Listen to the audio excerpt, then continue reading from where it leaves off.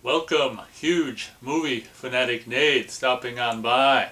This time I'm coming your way to review the motion picture from 1988 by the name of Beetlejuice, Beetlejuice, Beetlejuice. Actually, it's just one Beetlejuice. It'd be interesting if they do make three films. One called Beetlejuice, the second called Beetlejuice, Beetlejuice, and the third called, can you guess? Beetlejuice, Beetlejuice, Beetlejuice. I will say, incidentally, for the record, the title for the second film, by simply having it be Beetlejuice, Beetlejuice, I did think was an interesting title. The whole reason I'm reviewing this film when I am is because the second film, Beetlejuice, Beetlejuice, has recently popped up on Netflix, so me and Beth are going to watch it, having watched, rewatched, having familiarized ourselves recently with the first film. I've seen recently the first film, so I can review. I kind of want to review the second film, and it makes no sense to not review the first film, especially since we rewatched the first film to get ourselves reacquainted with the characters.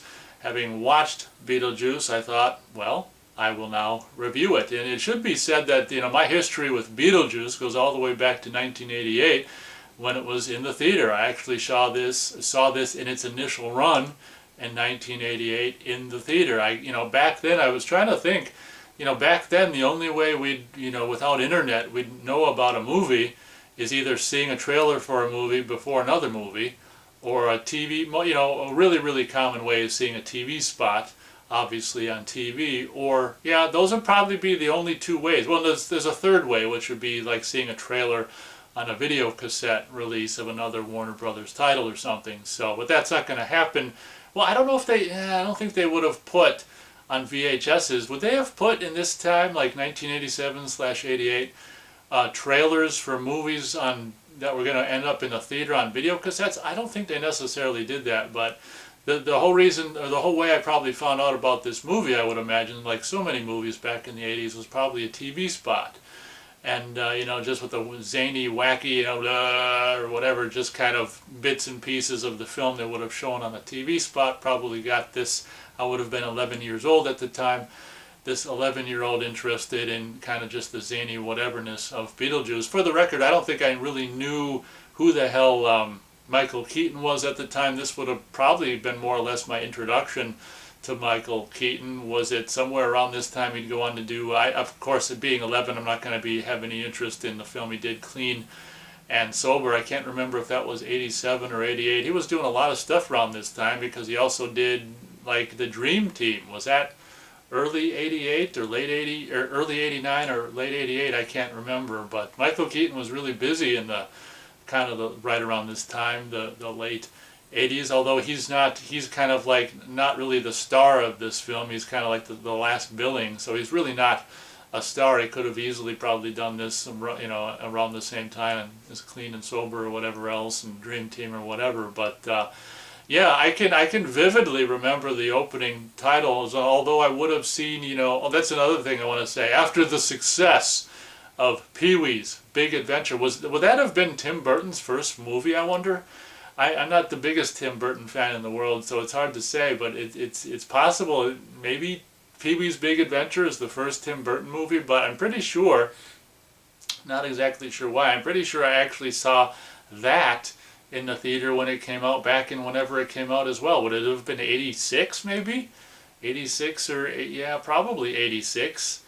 Somewhere around there, Pee-wee's Big Adventure. So I've actually, probably, I think I saw that in the theater as well. Maybe we caught that at a second run theater or something. Back in the 80s, it took a long time for stuff to come on home video, and a movie could come out and then, like, it seems like in some cases of certain stuff, like, I remember seeing, like, Home Alone at a second run theater in the summer of 1991. So, that'll show you how long it takes. Of course, that they knew they were going to release it on home video the following November or whatever, so maybe that took a little longer. But yeah, so this, I might have seen Pee-wee's Big Adventure. Like I say, it doesn't really matter. It's not about, this review is not about that. I might have saw it at a second run theater, but I can vividly remember the opening credits of this, as an 11-year-old, and thinking, this is the first time even though, Danny Elfman would have done the music for Pee-wee's Big Adventure, this is the first time in a movie where I'm like really became aware of the music and like, God, I like that, you know, the early kind of Danny Elfman scores, you know, dun dun dun dun. I'm doing a horrible dun dun dun dun. I'm doing a horrible rendition of it. Bump bump bump bump bump bump bump bump. There you go. That's better. Yeah, but dun dun dun dun dun dun dun dun dun. Dun, dun, dun, dun, dun, But anyway, yeah, I can vividly remember the opening credits. I can also remember on the screen we were watching it on, there was like on the top, would have been the top right side of the screen, there was a big blotch, like some asshole had thrown like a pop, you know, a big cup of pop, you know, big pop thing up there. So, well, God, if it had been a pop, you'd think it would have drained down. There was just a big splotch on the top right side of the screen that we had to just watch the whole movie with this splotch on there. I think you could only really see it in the bright scenes or whatever, but God, it's just amazing what you can remember. But I remember the opening credits left this indelible impression, and it was really kind of cool how it starts with presumably real world and then kind of, you know, sneakily transitions into the model, which of course the Alec Baldwin character is building in the attic or whatever. And this is probably the very first time I was introduced to Alec Baldwin as well, and possibly Gina Davis, although, I mean, even though she would have been in stuff before this, I don't think I'd seen her in anything before this. So my introduction to a lot of people, and not Tim Burton though, because I'm pretty sure I saw Pee-wee's Big Adventure in the theater, but yeah, I think I kind of more or less liked this as a kid. I can't remember if I ever owned the VHS. The funny thing about this is it's kind of been one of those titles where I may have liked elements about it, you know, initially.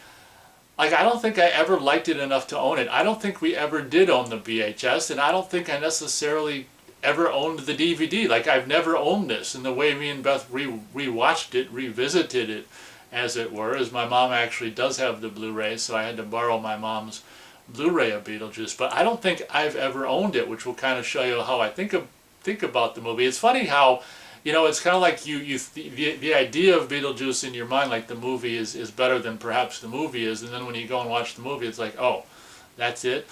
But you know, it's kind of went on to, you know, the character kind of went on to maybe be bigger, larger than life, and you know, you think it is better than it actually is, kind of a situation. So I remember though, like I hadn't seen it forever until, you know, years ago, whenever the hell Mom would have bought the Blu-ray. It could have been as long ago as frickin', you know, early, you know, it could have been 2010, 2011, 2012. I don't know when the Blu-ray came out, but she got that. I can remember revisiting it for the first time in maybe 10 years or more at the time on Blu-ray and years ago, and being like, God, this is just depressing, because you've got this Alec Baldwin character and this Gina Davis character who are like just the best, most wonderful couple in the world, you know. They've got no kids, no dogs, and they just love life. And Alec's building this basically model of the town they live in the attic, and this bitch keeps coming around like, this house is too big for you. You got another offer from these assholes in New York to buy the house, and they're taking like a vacation. Is it like a month-long vacation they're just going to spend at home? Like, these are my kind of people.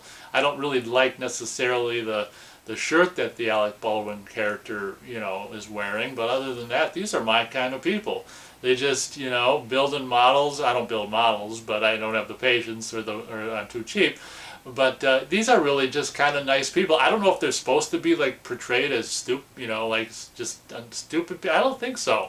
I think we're supposed to like them, and that's why when I revisited it for the first time in a long time, back in whenever, 2010, 11, 12, when my mom got the Blu-ray, I was like, God, this is depressing, because not long after you introduce these life-loving, fun-loving people who are just content in their little existence together and they can't keep their lips off each other, then they're dead. Because this frickin' fucking wandering dog just wanders around and causes them to drive off the bridge and die. And then it's just like, I know it's supposed to be like funny or whatever, but it's just kind of, when I watched it, this isn't, you know, when I watched it back then in 2010, 11, 12 or whatever, I was actually really, I was kind of depressed then in general anyway, but I was like, God, this is really just kind of nasty. But having revisited it recently, I didn't have that reaction, because I'm not as depressed as I was then. But I still contend, like for a children's movie or whatever, it's just kind of gruesome that these two fun-loving characters are killed so early on and then subjected to these asshole, characters from New York. That Kathleen O'Hara or whatever the hell her name is, who go on to be in Home Alone 1 and 2, Home Alone mom and stuff, and of course the Jeffrey Jones, is kind of a bummer that what happened with him and he can't be in the second. It'll be interesting to see. I haven't seen the second Beetlejuice yet, so it'll be interesting to see, how they explain this and that, and how they don't have, Alec Baldwin, Gina Davis, whatever. But Jeffrey Jones back in the good old days, before whatever happened with Jeffrey Jones or whatever. But he had that face that was really kind of a, I don't know, was this the only Tim Burton movie Jeffrey Jones was in? But he kind of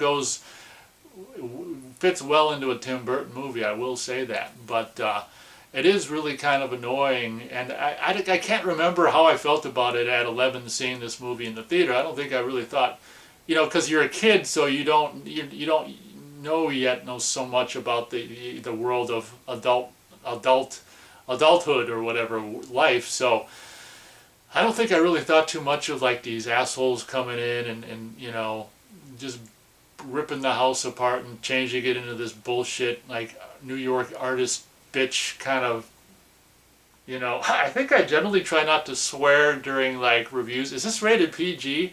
But I can't not swear when I'm reviewing this movie because the aspects about it just bother me, and it's funny how, like, as a kid, I don't think I really cared too much about these assholes coming in to invade the house, but as an adult, you're like, ugh,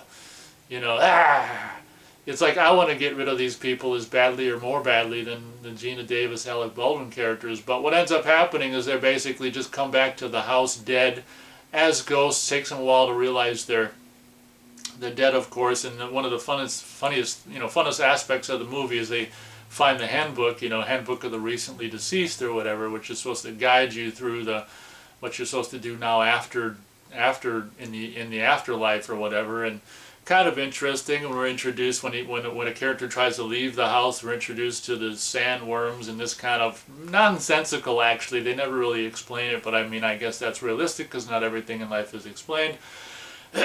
Just the kind of the maybe lazy, sandworm device of, well, they can't leave the house for, I can't remember if it's 100 and something years, or I can't remember all the particulars. I'm not really a details guy, just seeing a movie once every frickin' 15 years or whatever. But yeah, kind of like the detail not being able to leave the house, just maybe a little bit of whatever. But when you're dealing with afterlife or whatever, you can't really say, well, that's not realistic, because we don't know what the hell is after, if anything. But I kind of think nothing. I kind of think it was darkness and silence for the eternity until you were alive. And I kind of just think when you're dead, it's just back into that, eternal darkness and silence and nothingness or whatever. That's kind of what I'm hoping. I don't think that's what I'm hoping. So the thing is, if I'm right, we can't like congratulate each other, and you can't congratulate me and say, oh, you were right, because it'll just be dark and quiet and nothing. But I guess that's another video, possibly another channel. But yeah, the whole premise of this movie, and what's another thing, like talking about the premise of this movie, I think most people have probably seen this movie, so do I even need to talk about the premise? But we'll just see.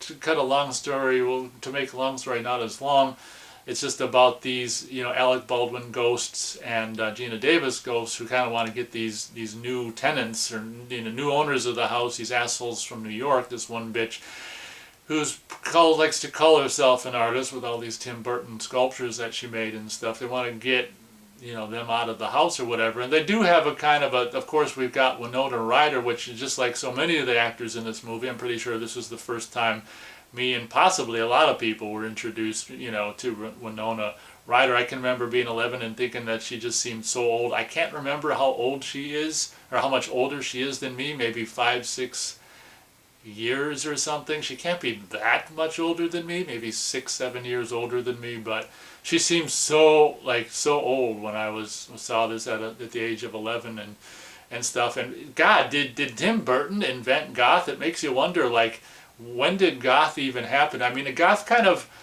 goth kind of happened maybe slowly in the 80s with like the Madonna and all that kind of stuff, and that chicken, Friday the 13th Part 5, and there's a man with no life in his eyes.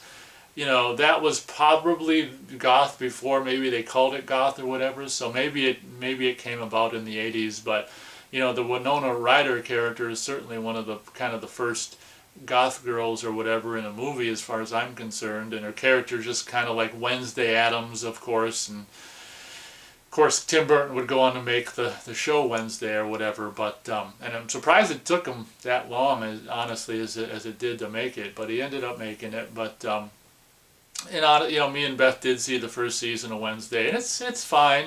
Some characters I don't really like, but I mean that's going to happen, especially these days. But I was surprised how many episodes did Tim Burton. Seems like Tim Burton directed nearly every episode of season 1, so that was kind of cool.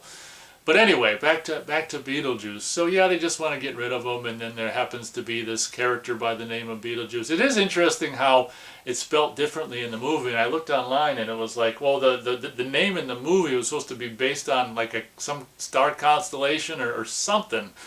And then they decided, it's really strange, and then they decided, I don't know when they made the movie or to make the title like Beetle, like juice, like the two words put together, and the spelling is different in the movie. It's kind of, I mean, they don't explain it in the movie, why it's spelled differently in the movie than it is on the title.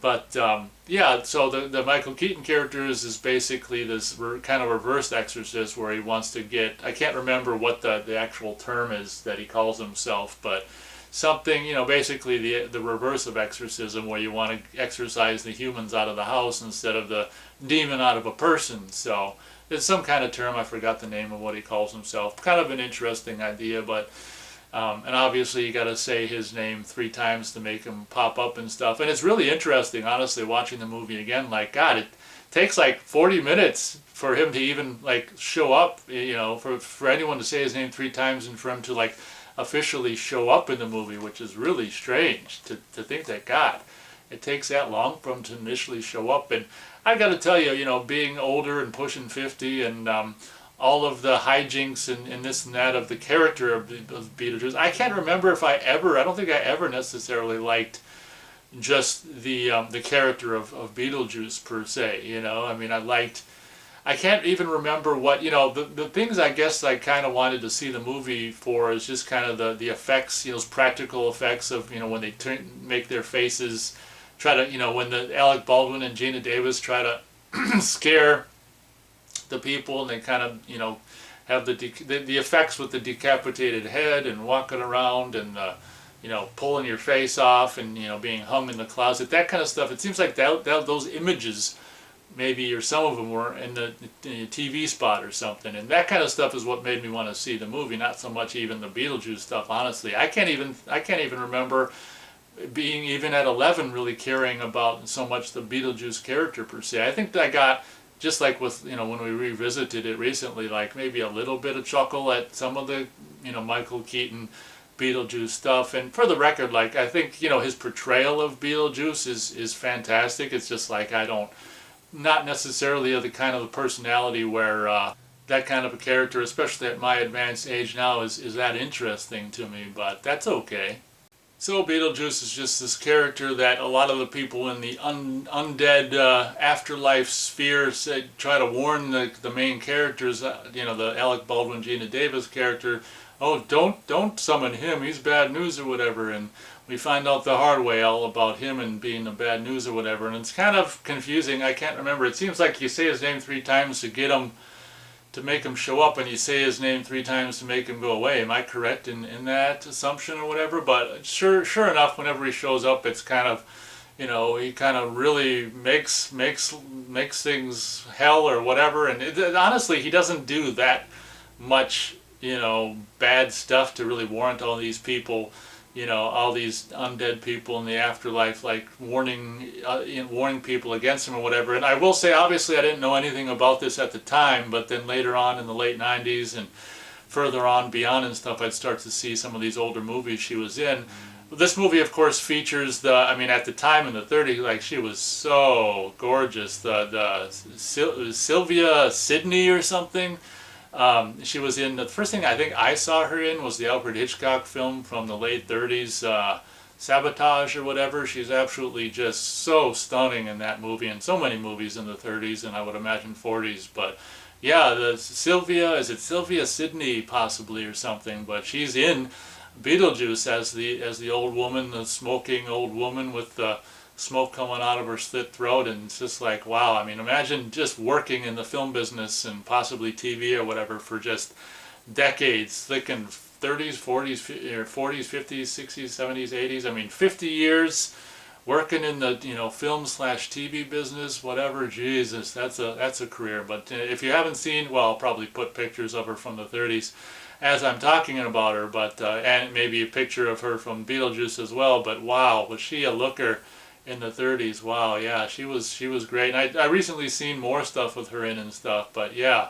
She was a looker in the 30s, but it was interesting. As I said, like when I was 11, I had no idea who this woman was. But then when I recently, I've since become aware of the fact that it's her in Beetlejuice, and it's like when she showed up, I had to pause the movie and go get a tablet and bring up a picture of her from the 30s and show Beth, this woman, I'll see that from Beetlejuice, looked like this in the 30s. Look at that. And Beth's like, oh. Yeah, and I'm like, you bet, oh yeah.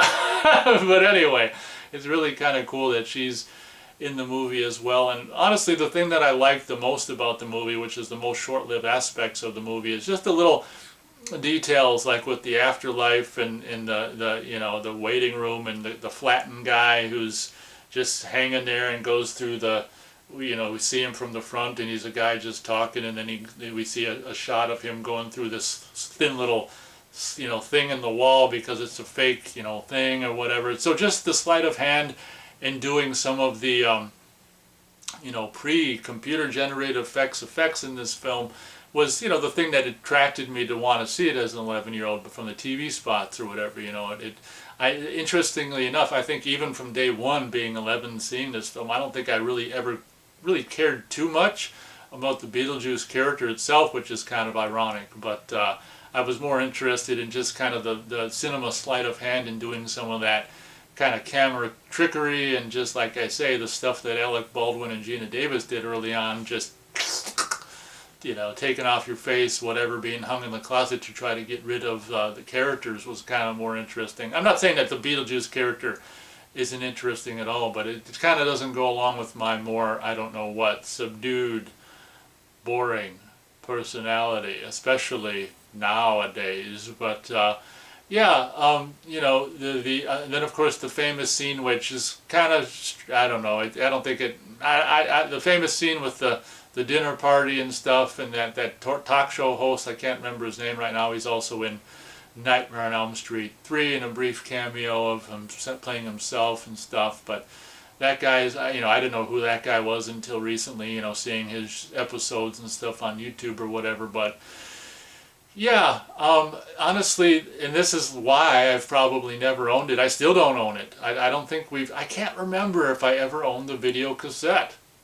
I mean, if I can't remember, maybe that says something, but I'm pretty sure I never owned the video cassette. I don't think I ever owned, I never owned the Laserdisc. I don't think I ever had the DVD. So the only version in the family is the Blu-ray that my mom owns. So it's kind of will show you a little bit how I think about this movie. Like, I don't think I ever really, you watch it once kind of a thing, and then you're good for like 7 years, in my opinion. So my star rating, and like I say, if you watch any of my recent movie reviews, I feel like just I'm being lazy, but it's just like, this is how, just by chance, how I feel about so many of these movies, where it's just middle of the road. Like, my star rating for Beetlejuice is probably 2 stars out of 4 stars. Like, it's just, so many of my ratings have been right around the 2-star area, and I'm not trying to be a lazy bum with my star ratings. It's just like, this is how I just feel about these movies as of late. I definitely have given movies more than 2 stars and less than 2 stars in the past. It's just like all these movies, I just happen to be right around the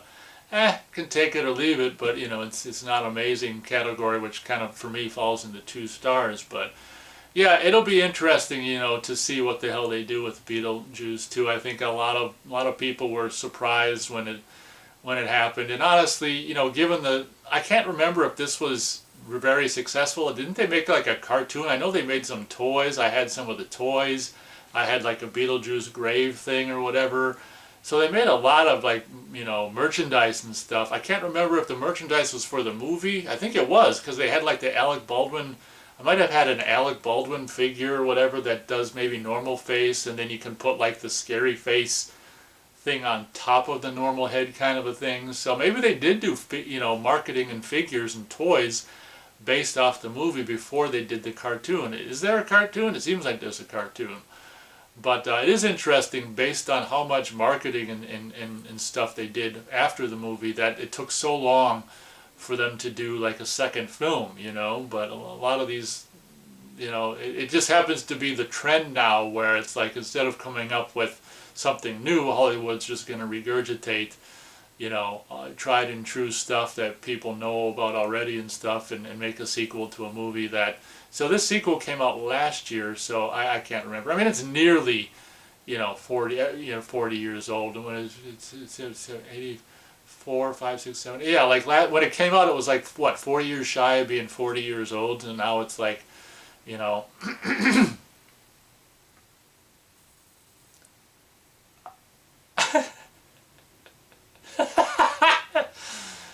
Yeah, well, it's close to 40 years old, but yeah, Beetlejuice doesn't blow my socks off. Like I say, I don't expect to necessarily like the second film, but it'll be interesting to see. And I've seen, scenes or whatever of Winona Ryder, like she looks so close to, obviously in the same kind of, clothes that she's wearing in the film and stuff, and yeah, I gotta tell you, it's just funny just thinking about how old she looked, or how much older than me she looked when I first saw this at the age of 11, and now how young she looks in the movie and stuff. It's crazy all that, passage of time, what it can do or whatever. But I guess that pretty much does it for my review of Beetlejuice. Obviously expect the next video to be uploaded to be my review of Beetlejuice, and when will they do? Here's the question. I don't know anything about it, but will they do a Beetlejuice? I kind of hope they do, just for the sake of like just saying his name 3 times and the second film be called Beetlejuice twice. I kind of hope they make a third one just for that reason and be a nice little trilogy or whatever, but time will tell, I guess. I mean, whatever his name is, Tim Burton and Michael Keaton aren't spring chickens, so if you're going to do it, you probably should do it sooner than later.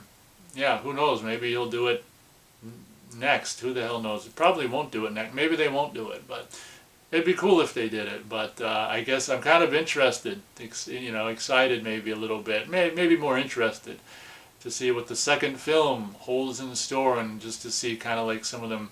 I'm pretty sure Catherine O'Hara's in it. Obviously, is it just her and Winona Ryder and Michael Keaton, maybe the only people from the original maybe to return? We shall see, but expect my review of the sequel, I guess, to be the review that publishes, hopefully, next. So I guess until then, thanks so much for watching this video. Hope you guys enjoyed, and as always, we'll catch you on the next video.